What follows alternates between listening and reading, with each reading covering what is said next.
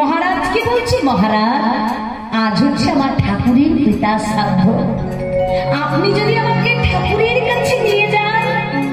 তখন রাজা সুজিত সিং তার ঘোড়ার গাড়িতে রামমণি আর নেত্রকালীকে বসিয়ে নিয়ে চলল কোথায় না, নানমুড়ি চণ্ডীদাসের গৃহে। ওমা, তখন চণ্ডীদাসের গৃহে বাবা যত ব্রাহ্মণ বৈষ্ণব ভোজন করছে, আর ভোজন করতে করতে রামমণি ঠিক সেই সময় গিয়ে ডাক দিলেন, ঠাকুর আমি এসেছি, আমি এসেছি, ঠাকুর আমি এসেছি, আমি এসেছি। যেই না রামমণি ডাক দিয়েছে, যত ব্রাহ্মণ বৈষ্ণব আর ভোজন করলো না, অর্ধ ভোজন করে উঠে দাঁড়ালো। ওই ভোপাল মেয়েটা আবার এসেছে, চলো আমরা আর কেউ ভোজন করবো না, এখান হতে চলে যায়। যে দ্বার দিয়ে তারা বেরোচ্ছে যাবে, সেই দ্বারটাকে রুদ্ধ করে দাঁড়ালো রামমণি। আর রামমণি এই অপূর্ব ভাব থেকে দর্শন করে চণ্ডী ঠাকুর রামমণির চরণ তলে বসে বসে কাঁদছে। আর কাঁদতে কাঁদতে বলছে কি গো, কাঁদতে কাঁদতে বলছে কি, সোনর চকিনি রামি, সোনর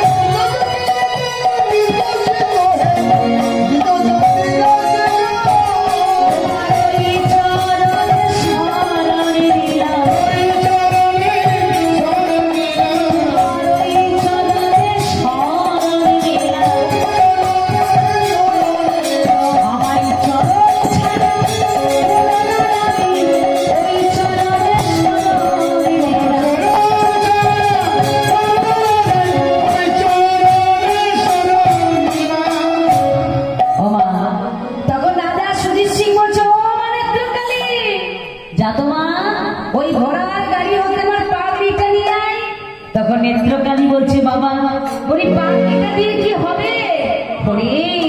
ওই পাগড়িটা নিয়ে আয় না, এই মহাযজ্ঞের মহাপ্রসাদ, এই মহাপ্রসাদ আমি কি করব জানি, এই মহাযজ্ঞের মহাপ্রসাদ আমি মহাপ্রসাদ বেঁধে নেব, মহাপ্রসাদ বেঁধে নেব,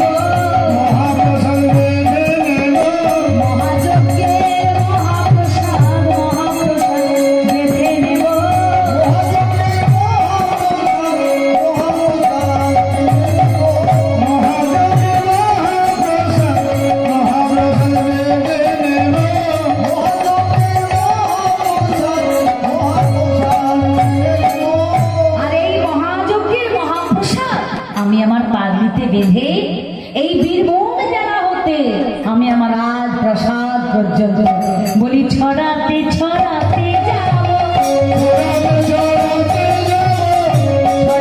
ছড়াতে যাব,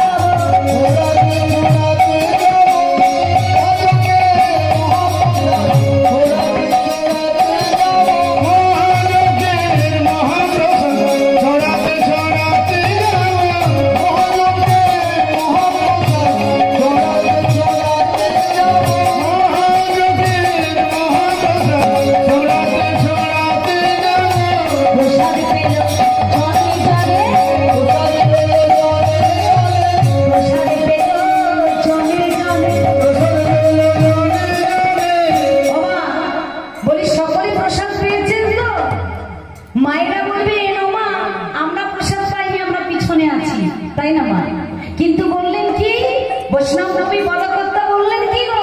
বলছি প্রসাদ পেল জনে জনে, প্রসাদ পেল জনে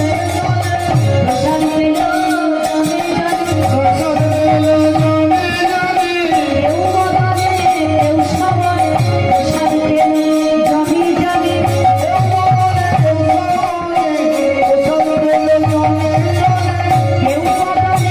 কেউ সবনে, প্রসাদ পেল জনে জনে।